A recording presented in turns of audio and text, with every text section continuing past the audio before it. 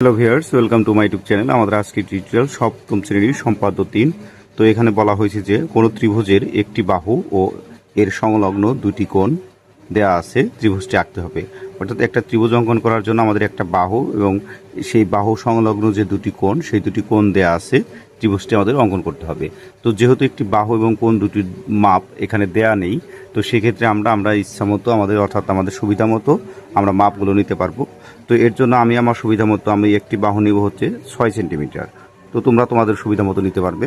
তো আমি 6 সেন্টিমিটার নিচ্ছি। এই যে এখান থেকে নিয়ে এই যে 6 সেন্টিমিটার নিয়ে নিলাম। নিয়ে নেওয়ার পর এখন দুটি কোণ, তো দুটিও আমি আমার সুবিধা মতো অঙ্কন করব। তো একটি কোণ নিব আমি হচ্ছে 60 ডিগ্রি, আর একটা কোণ নিব হচ্ছে 45 ডিগ্রি।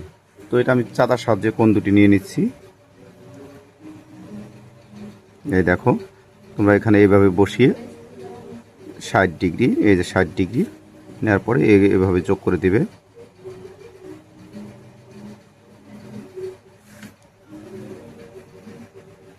তারপরে এরকম ইচ্ছে মতো একটা মাপ এরকম দিয়ে দিবে বৃত্তচাপ। তারপরে আরেকটা অঙ্কন করবো আমরা হচ্ছে 45 ডিগ্রি, 40, 45 ডিগ্রি।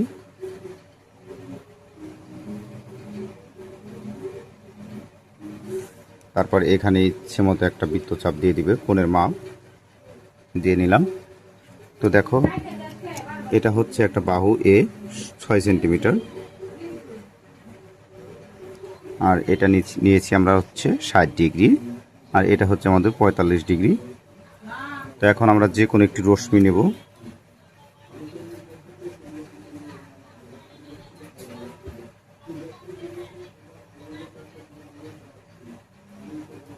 তো ইচ্ছে মতো নিতে পারবে এটা। তারপর আমরা এর সমান করে মেপে নেব। মেপে নেওয়ার পর এই রশ্মি থেকে আমরা এর সমান করে কেটে নেব। তারপরে এই যে 60 ডিগ্রি কোণ, এই নিচের অংশ এভাবে মেপে নেবে। নেওয়ার পর এই বিন্দুতে বসিয়ে একটা বৃত্তচাপ দেব।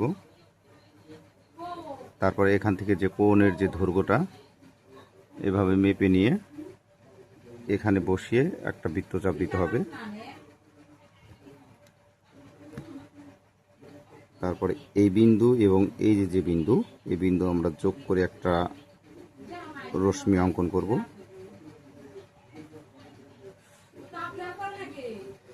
তারপরে এই যে পরবর্তী যে কোণটা, দ্বিতীয় যে কোণটা, তার নিচের দিকে মাপটা নিব। নিয়ে এখানে বসিয়ে আমরা একটা বৃত্তচাপ দেব। তারপর এখান থেকে এই অংশের মাপ নেব। নেয়ার পরে এখানে বসিয়ে একটা বৃত্তচাপ দেব। তারপর এই যে বিন্দু আর এই বিন্দু আমরা যোগ করে একটা রশ্মি অঙ্কন করব। দেখো, তাহলেই আমাদের ত্রিভুজটা হয়ে গেছে। মনে করি এই রশ্মি এবং এই রশ্মিটা আমাদের এই বিন্দুতে ছেদ করে। এটা দেব বি, এটা দেব সি, এটা দেব ডি, আর এটা দেব ই, এফ।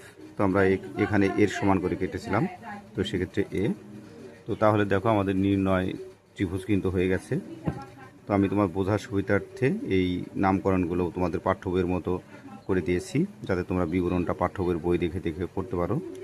তো এই ছিল আমাদের আজকের টিউটোরিয়াল। তোমার পরবর্তী প্রত্যেকটি ভিডিও পেতে অবশ্যই চ্যানেলকে সাবস্ক্রাইব করবে এবং সাথে থাকা বেল আইকনটি বাজিয়ে দেবে।